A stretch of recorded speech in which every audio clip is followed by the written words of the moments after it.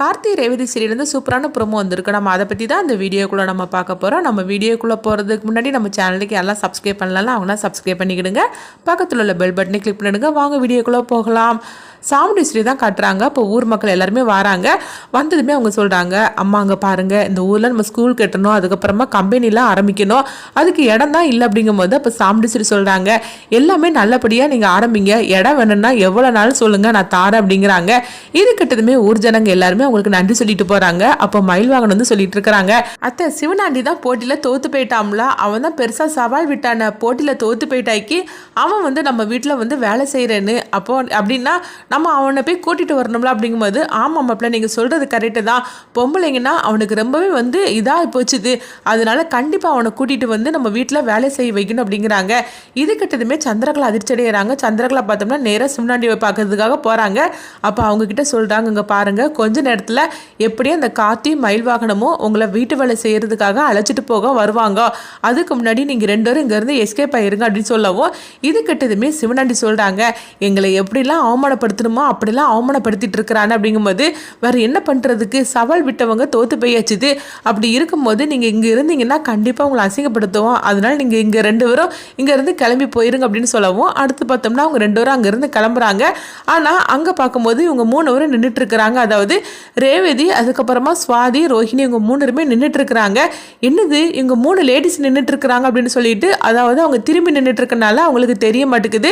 உடனே காரை விட்டு இறங்கி வந்து பார்க்குறாங்க. பார்க்கும்போது இவங்க மூணு பேர் நிற்கிறத பார்த்துட்டு, எதுக்காக இப்போ வந்து அதாவது வழிமறிச்சு நின்றுட்டு இருக்கிறீங்க அப்படிங்கவும், அதாவது நீங்கள் தான் போட்டியில் சவால் விட்டீங்களா, தோற்று போயிட்டீங்களா, அப்படின்னா எங்கள் வீட்டில் வந்து நீங்கள் வேலை செய்யணும்ல, அதுக்காக தான் அப்படிங்கிறாங்க.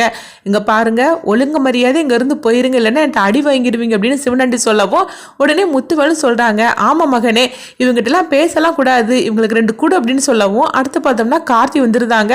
கார்த்தி பார்த்ததுமே சிவனாண்டி பின்வாங்கிருந்தாங்க. ஐயோ என்னது இவன் வந்துட்டான்னு அப்படின்னு சொல்லவும், இங்கே பாருங்க, ஒழுங்கு மரியாதை இங்கேருந்து வந்துருங்க, அப்படி இல்லைன்னா என்ன நடக்கும்னு தெரியும்ல அப்படிங்கவும், உடனே சிவனாண்டி சொல்கிறாங்க, இப்போ என்ன உங்கள் வீட்டில் வந்து வேலை செய்யணும் அவ்வளோதானே, நாங்கள் ரெண்டு ஒரு வாரம் அப்படிங்கிறாங்க.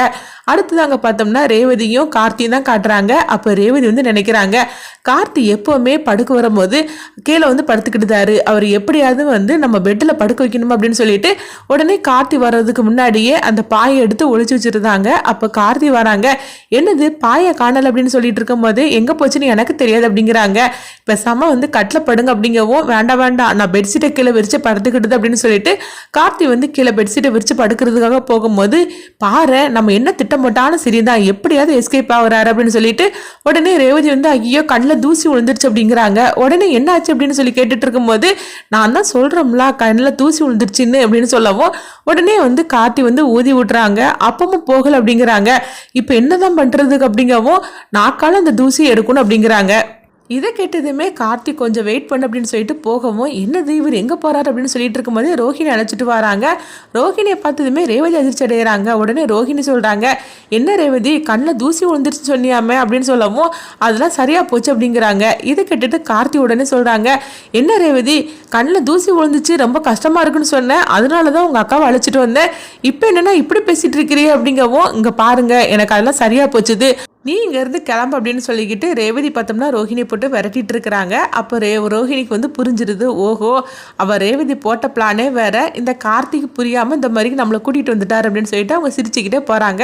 அடுத்து பார்த்தோம்னா ரேவதி வந்து எரிச்சலோடு இருந்துட்டு இருக்கிறாங்க. அப்போ வந்து அவங்க கார்த்தி வந்து கீழே வந்து படுத்துக்கவும், இவர் புரிஞ்சுதான் பண்ணுறாரா புரியாமல் இருக்கிறாரா, நம்ம காதல் அவர்கிட்ட எப்படி சொன்னாலும் சரிதான், அவருக்கு புரிஞ்சிக்கவே மாட்டுக்கிறாரு, என்ன பண்ணுறதுக்கு அப்படின்னு சொல்லிட்டு ரேவதி புலம்பிக்கிட்டே இருக்கிறாங்க. அடுத்ததுங்க பார்த்தோம்னா சிவனாண்டியும் அவங்க முத்துவேலும் வந்து துணியெல்லாம் துவைச்சிட்டு இருக்கிறாங்க. அப்போ அவங்க வந்து பார்த்தோம்னா சந்திரகலா வந்து பார்க்குறாங்க. பார்த்ததுமே அதிர்ச்சி அடைகிறாங்க.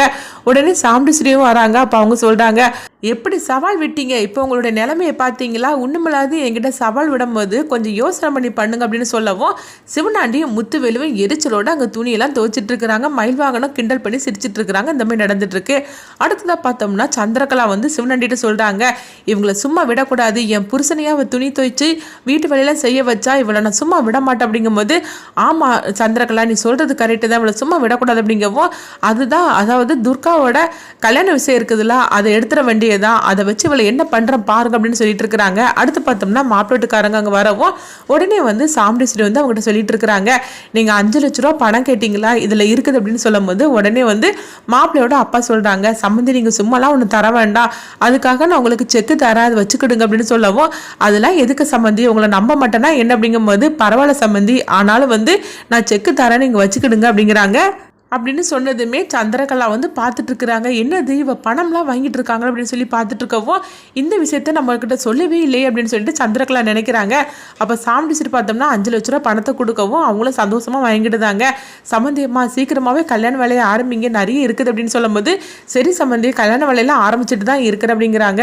அடுத்து பார்த்தோம்னா மாப்பிள்ளோட்டுக்காரங்க கிளம்பவும் உடனே சந்திரகலா வந்து கேட்டுட்டு இருக்கிறாங்க, இப்போ எதுக்காக எங்கள் அக்காட்ட வந்து 5 லட்ச ரூபா பணத்தை நீ வாங்கணும் அப்படின்னு சொல்லவோ, இதை நீ என்கிட்ட ஒரு வார்த்தை கூட சொல்ல இல்லை அப்படிங்கும்போது, என்ன சம்பந்தியமா இந்த மாதிரிக்கு பேசிட்டு இருக்கிறீங்க, இப்படிலாம் கேட்டாதான் அவங்களுக்கு நம்ம மேல சந்தேகம் வராது, அதுக்காக தான் அப்படி வாங்கினேன் அப்படிங்கவும், இங்க பாருங்க இன்னும் இந்த மாதிரிக்கெல்லாம் எங்க அக்கா கிட்ட பணத்தை வாங்குற பழக்கலாம் வச்சுக்கிட்டாதீங்க அப்படின்னு சொல்லிட்டு சந்திரகலா வந்து திட்டிட்டு இருக்கிறாங்க. அடுத்தது அங்க பார்த்தோம்னா கார்த்தியும் மயில் வாகனத்தை தான் காட்டுறாங்க. அப்போ மயில்வாகனம் வந்து கார்த்திகிட்ட சொல்லிட்டு இருக்கிறாங்க, என்ன கார்த்தி, அதாவது கல்யாணமே நடக்கல, அதுக்குள்ளேயே 5 லட்ச ரூபா பணம் கேட்டு வாங்கிட்டு போகிறாங்க, இதில் வேற ஒரு செக்கை கொண்டு வர கொடுத்துட்டு இருக்கிறாங்க, இந்த செக்கை வச்சு என்ன பண்ணுறதுக்கு அப்படிங்கப்போ, அப்போ கார்த்தி சொல்கிறாங்க, இல்லை அது இருக்கட்டும், அது எப்படி நம்மளுக்கு பிரயோஜனப்படும் அப்படிங்கிறாங்க. என்ன கார்த்தி நீ சொல்லிட்டு இருக்கிற அப்படிங்கும்போது, ஆமாம் அது இருக்கட்டும் அப்படிங்கிறாங்க. அடுத்ததுங்க பார்த்தோம்னா வந்து துர்காவை தான் காட்டுறாங்க. அப்போ துர்கா வந்து கார்த்திகிட்ட சொல்லிட்டு இருக்கிறாங்க, நான் என்னம்மா பண்ணுறதுக்கு, அம்மா வேற அதாவது இந்த மாதிரிக்கெல்லாம் மாப்பிள்ளட்டுக்காரங்களுக்கு பணத்தை கொடுத்துட்டு இருக்கிறாங்க, அது மட்டும் இல்லாமல் கல்யாண வேலையை ஆரம்பிக்கணும்னு சொல்லிட்டு இருக்கிறாங்க, சித்திக்கு வேற நம்ம விஷயம் தெரிஞ்சும் கூட அவங்க வந்து கொஞ்சம் கூட ஏற்றி விட்டுட்டு இருக்கிறாங்க, இப்போ இந்த பிரச்சனையிலேருந்து எப்படி தான் வெளிவரதுக்குன்னு தெரியலையே, அம்மா வேற கல்யாண வேலையெல்லாம் ஆரம்பிக்கணும், பத்திரிக்கைலாம் அடிக்கணும்னு சொல்லிட்டு இருக்கிறாங்க, இப்போ என்ன பண்ணுறதுக்கு அப்படிங்கவும் உடனே வந்து கார்த்தி சொல்கிறாங்க, சரி துர்கா நீ ஒன்றும் கவலைப்படாத, எப்படியாவது கல்யாணத்துக்குள்ளே இந்த விஷயத்தை பற்றி நான் சொல்லியிருந்தேன் அத்தைக்கிட்ட அப்படின்னு சொல்லவும், மாமா நீங்கள் வந்து ரொம்பவே வந்து அதாவது நாட்களை கடத்திட்டு போவாதீங்க, சீக்கிரமாகவே அம்மா கிட்ட சொல்லி இதுக்கு ஒரு தீர்வு சொல்லுங்க, நான் என்னையும் நவீனி நீங்கள் தான் எப்படியாவது வந்து அம்மா கிட்ட சொல்லி எங்களை சேர்த்து வைக்கணும் அப்படிங்கும்போது, சரிதான் துர்கா என்கிட்ட தான் விஷயத்த சொல்லிட்டேல அப்படிங்கும்போது சாமுண்டீஸ்வரி வந்து கார்த்தி மாப்பிள்ளை எங்கே அப்படின்னு சொல்லிட்டு அவங்க தேடுறாங்க. ரேவதி கார்த்தி மாப்பிள்ளை எங்கே அவரை கூப்பிட்டு அப்படின்னு சொல்லவும் உடனே ரேவதி வந்து கார்த்தியை கூப்பிடுறதுக்காக வராங்க. அப்போ துர்கா ரூமில் இருக்கிறத பார்த்துட்டு அப்போ ரேவதி சொல்கிறாங்க, அம்மா உங்களை கூப்பிடுறாங்க அப்படிங்கவும், எதுக்கு அப்படின்னு கேட்கும்போது எதுக்குன்னு தெரியல அம்மா உங்களை கூப்பிடுறாங்க அப்படிங்கவும் உடனே கார்த்தியும் வராங்க. அடுத்து பார்த்தோம்னா சாமுண்டீஸ்வரிட்ட வந்து எதுக்கத்தை என்னை கூப்பிட்டீங்க அப்படின்னு சொல்லவும் உடனே வந்து அவங்க சாமுண்டீஸ்வரி சொல்கிறாங்க, என்ன மாப்பிள்ள கல்யாண வேலையெல்லாம் இருக்குதுல்ல, அடுத்தது வந்து ரொம்பவே ஸ்பீடாக ஆரம்பிக்க வேண்டாமா, நாள் வேறு ரொம்ப இல்லை, பத்திரிக்கையில் அடிக்கணும், எல்லாருக்கும் கொடுக்கணும், கல்யாண வேலையும் நிறைய இருக்குது அப்படின்னு சொல்லவும் அதனால தான் நான் உங்களை கூப்பிட்டேன் அப்படிங்கிறாங்க. சரிதான் எனக்கு எல்லாமே ஞாபகத்தில் இருக்குது அப்படிங்கிறாங்க.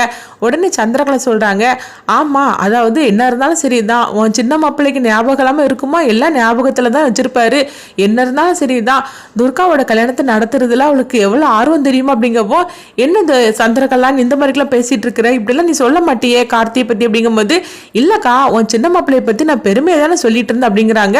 கார்த்திக்கு இது நல்லாவே புரியுது, இவங்க தேவையில்லாமல் இப்படிலாம் பேசுகிறாங்க அப்படின்னு.